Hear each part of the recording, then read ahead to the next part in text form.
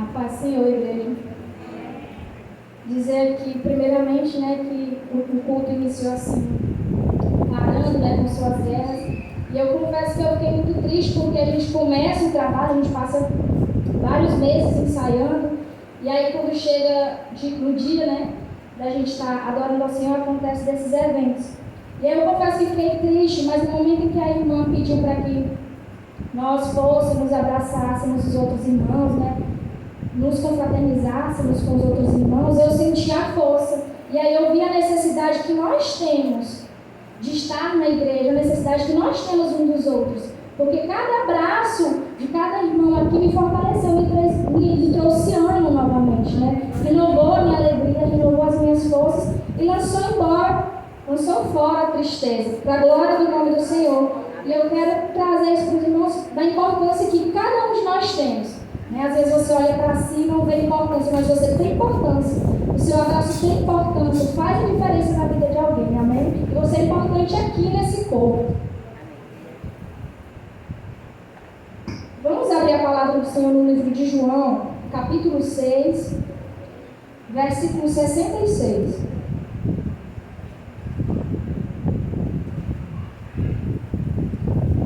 João 6, capítulo 6, versículo 66 ao 69. Amém? Amém, igreja? Amém.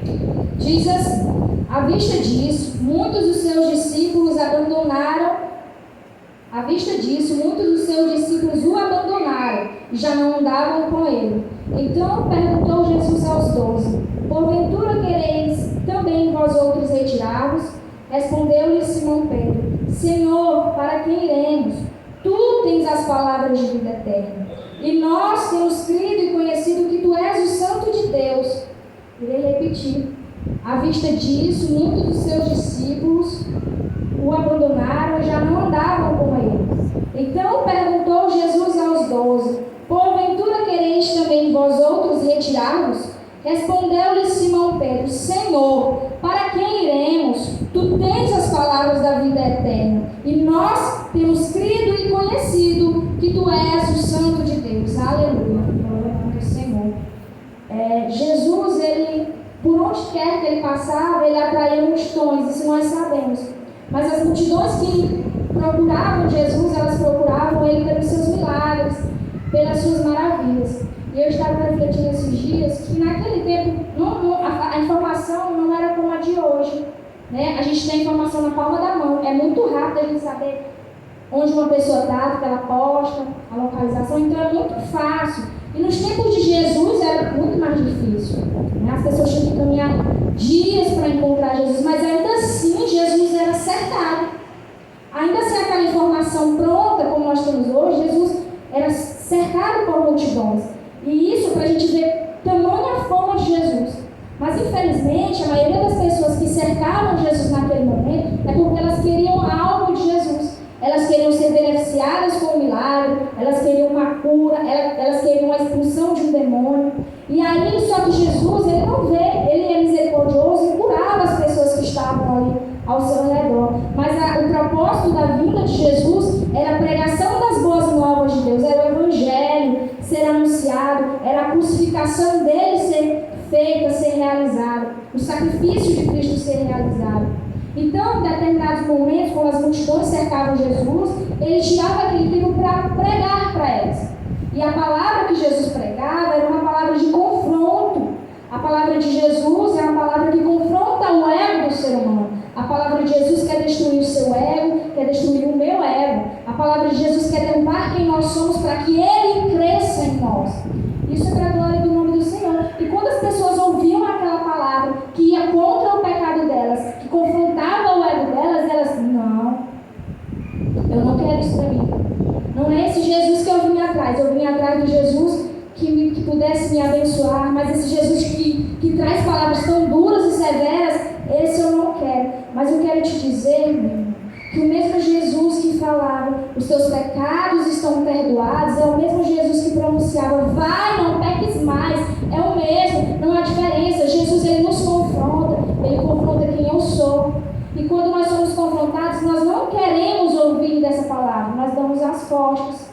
E aquela multidão que cercava Jesus, aquele povo que gritava, que queria estar ali perto dele, foi o mesmo que o abandonou, que o deixou. E quando Jesus viu aquelas pessoas se dispersando, indo embora, ele olhou para os 12 e disse: vocês também não querem ir? E Pedro, tomado de sabedoria e discernimento, ele olha para Jesus e diz: Senhor, para quem iremos? Tu tens as palavras de vida eterna. Pedro foi tomado por discernimento, porque ele discerniu que aquele homem a quem ele acompanhava carregava a palavra de vida. A Bíblia não vai relatar exatamente quantos anos Pedro teria naquele período, mas alguns estudos demonstram que Pedro deveria ter por volta da mesma idade de Cristo, por volta dos seus 30 anos.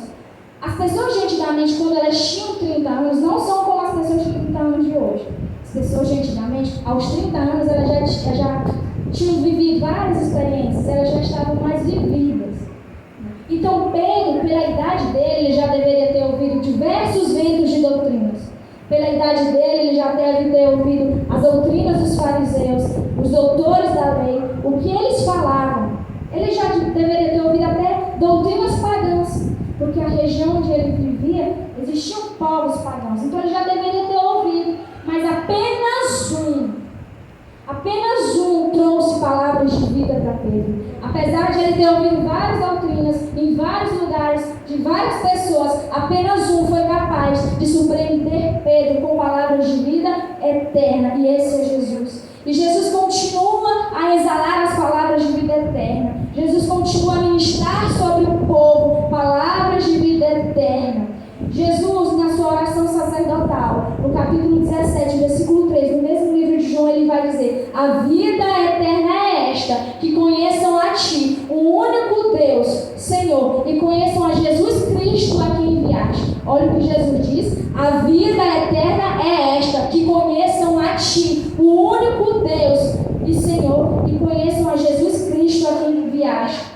Pedro, ali naquele momento, mesmo sem saber, mesmo antes de Jesus pronunciar o que é a vida eterna, Pedro já dizia: Senhor, nós temos crido e nós temos conhecido que Tu és o Santo de Deus. Então Pedro já reconhecia que Cristo era o enviado de Deus, que Cristo era o sacrifício de Deus por nós.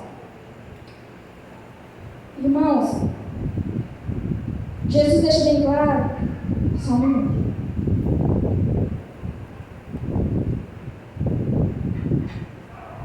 Jesus deixa bem claro que a vida eterna é conhecer a Deus. Ele deixa bem claro. Vamos ler o versículo 17 de João, capítulo 3.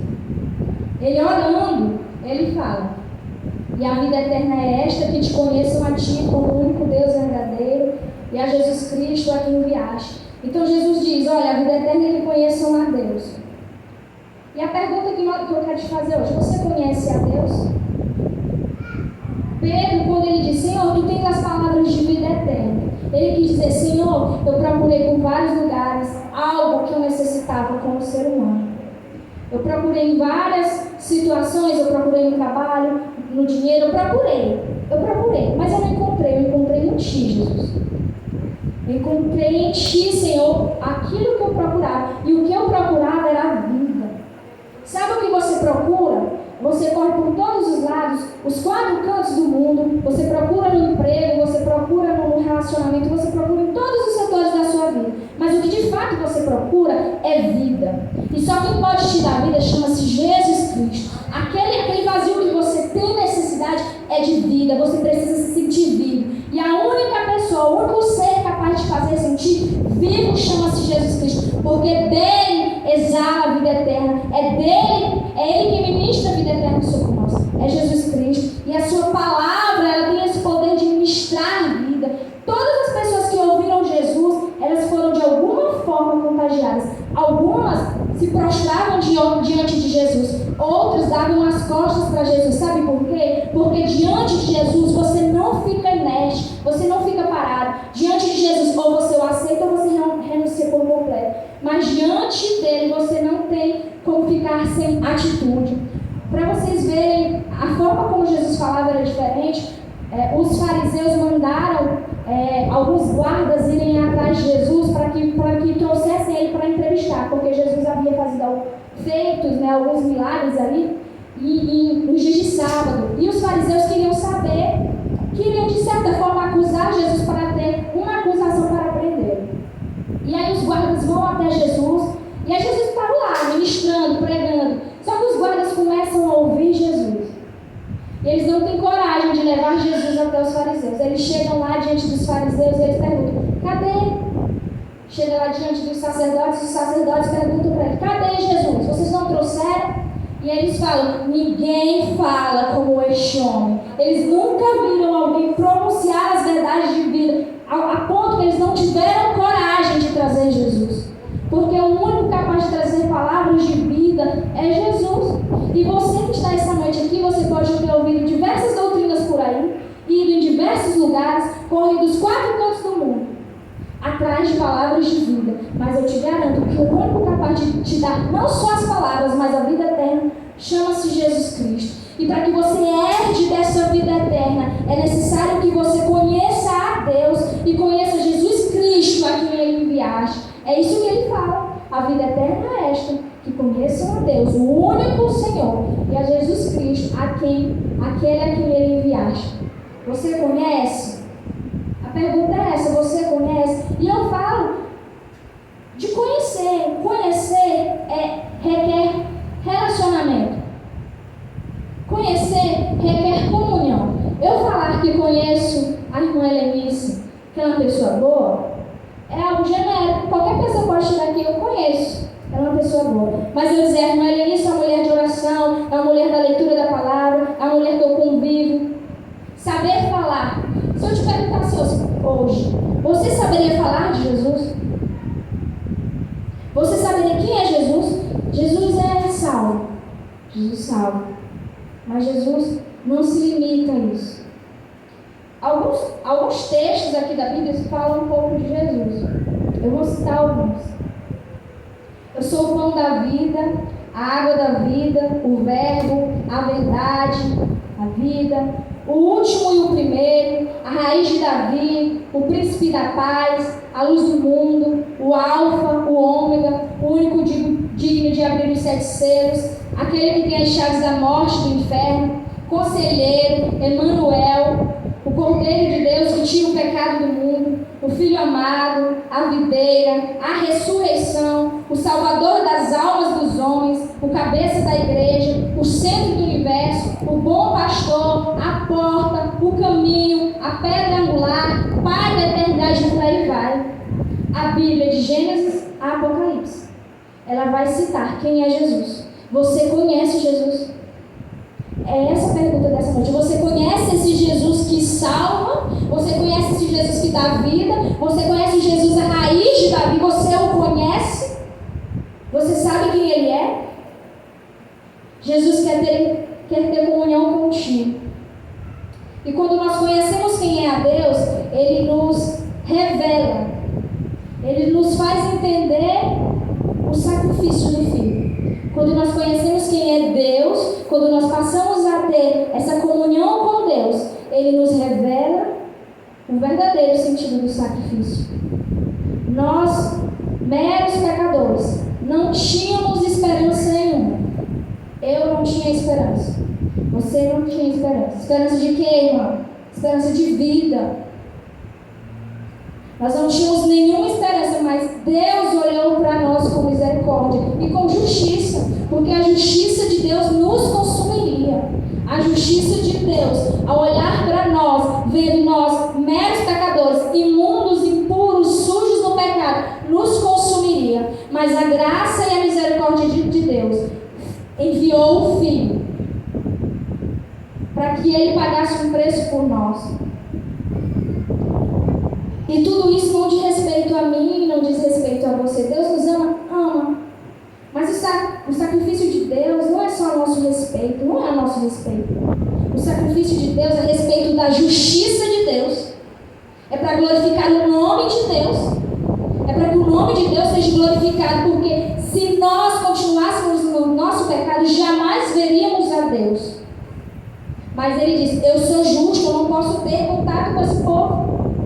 mas eu vou sacrificar para ter contato, para que a minha justiça não seja manchada, para que eu não seja tido como injusto. E Deus, em sua justiça, para que nós tivéssemos esperança e chance, Ele enviou um filho, e esse filho se entregou como um cordeiro. E por que como um cordeiro? Antigamente, os judeus sacrificavam, toda vez que eles pecavam, eles iam lá e sacrificavam um cordeiro, um animal, para pedir perdão a Deus. No outro dia, eles já estavam pecando. Mas Deus enviou o cordeiro perfeito, aquele no qual não há defeito, para que nós fôssemos remidos. Por isso, Jesus é o cordeiro de Deus que tira o pecado do mundo. Jesus é o sacrifício de Deus por nós e em nosso favor. Glorificado seja o nome do Senhor por isso. Querido, Jesus é o único que pode nos trazer remissão, perdão, esperança. É o único capaz de nos trazer de volta ao caminho. E isso serve para aqueles que conhecem a Jesus há 10, 20 anos, para aqueles que nunca ouviram falar de Jesus e estão ouvindo pela primeira vez, para aqueles que já ouviram, mas nunca fizeram uma decisão. Isso serve para todos nós. Jesus continua a perdoar pecados. Jesus continua a transformar seres humanos.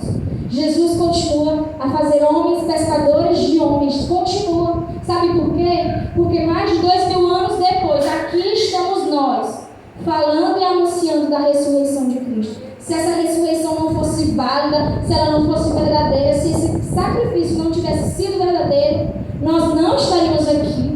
Quem resistiu há mais de 2000 anos aí na história? Ninguém. Mas Jesus resiste, permanece, continua o mesmo e continua transformando você, continua transformando a mim. A nossa conversão é contínua e o Senhor continua transformando. Continua. Eu creio nisso.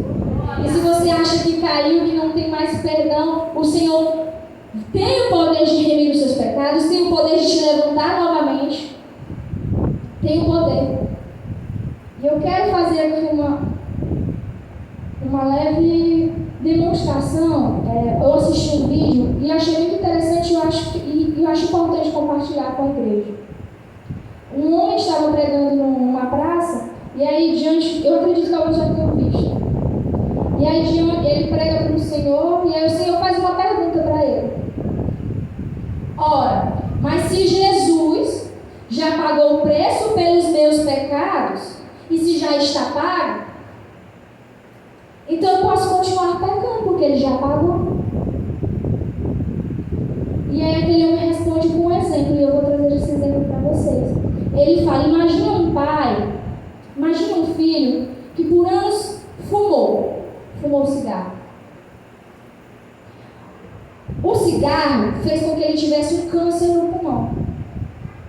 E ele estava condenado à morte por conta do cigarro.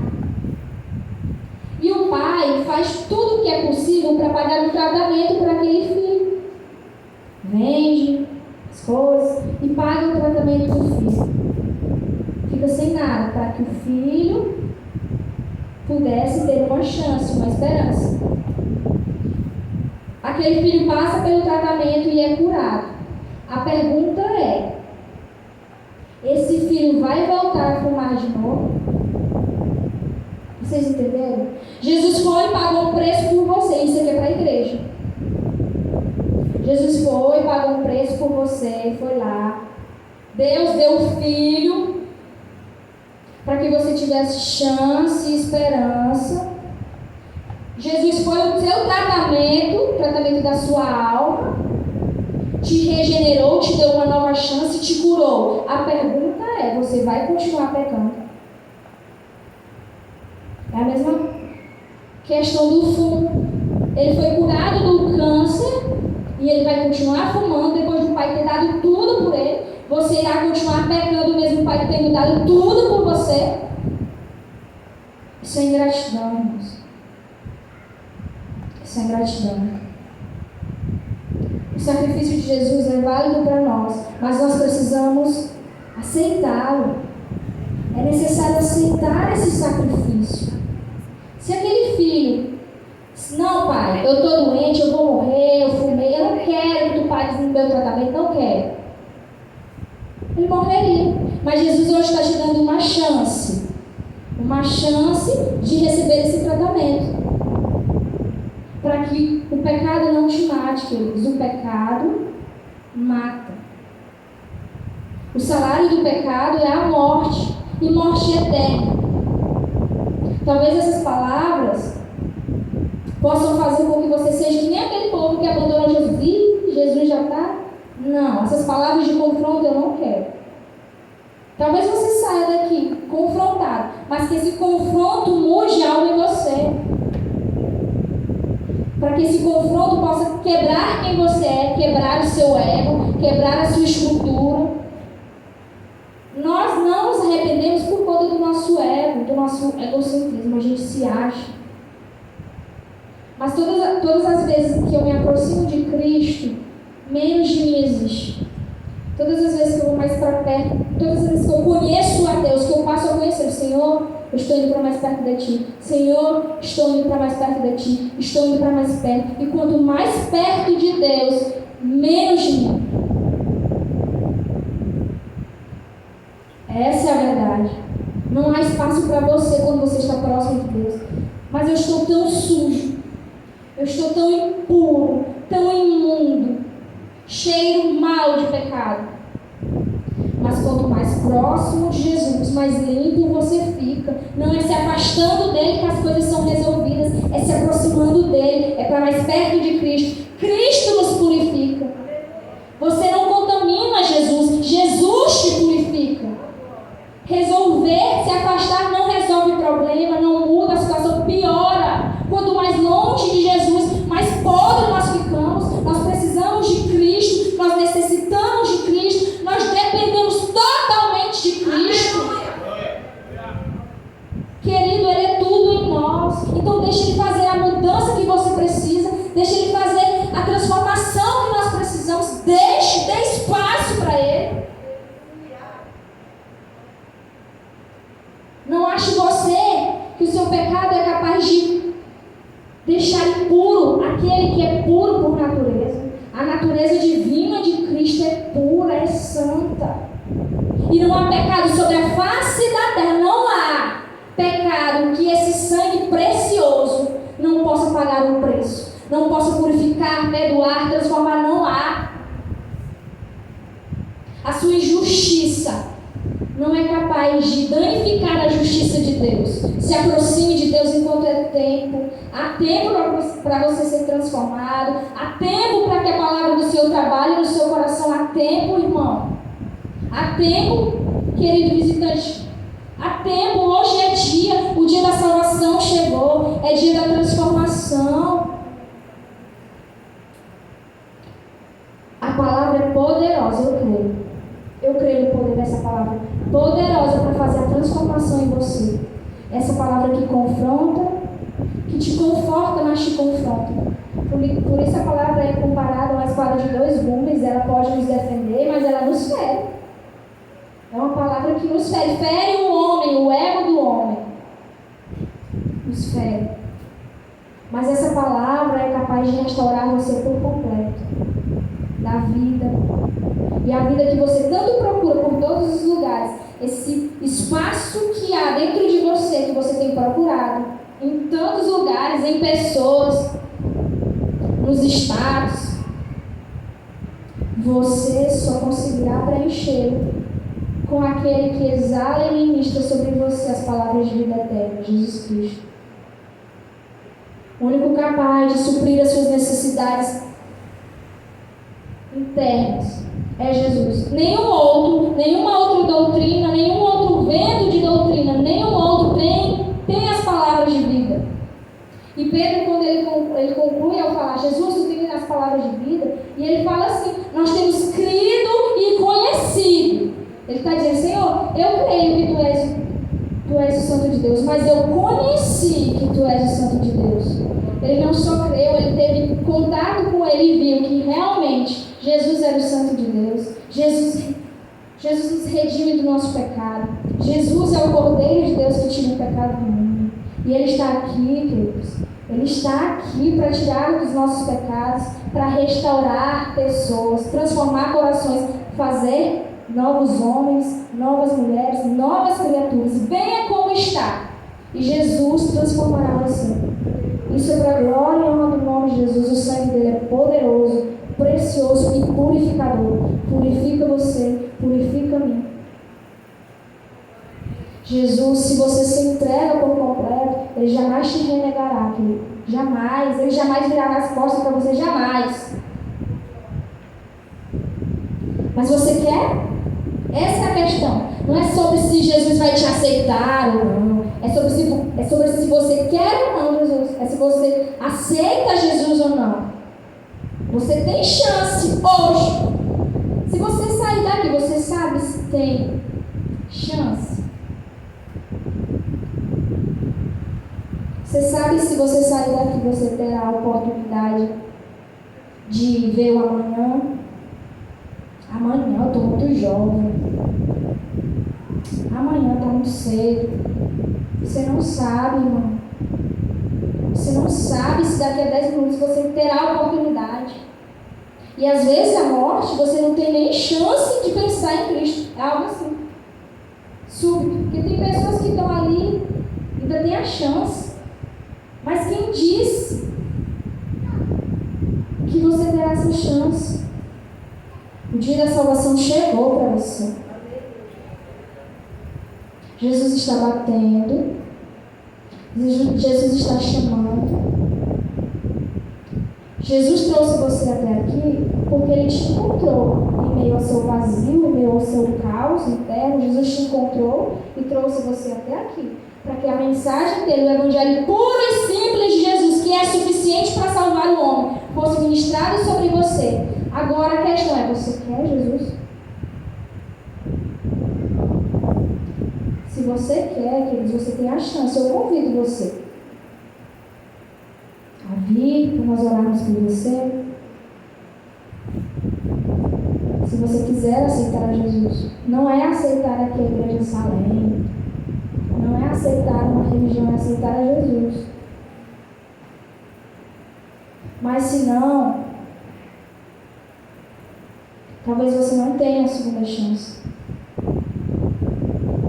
Talvez você não ouça mais uma mensagem de Deus para a sua vida, mas a mensagem verdadeira, talvez você não tenha mais a chance de ouvir Jesus chamar. Queria pedir a pastora para orar. Que o Senhor, eu acredito que a palavra ela não volta vazia, ela faz morada e gera frutos.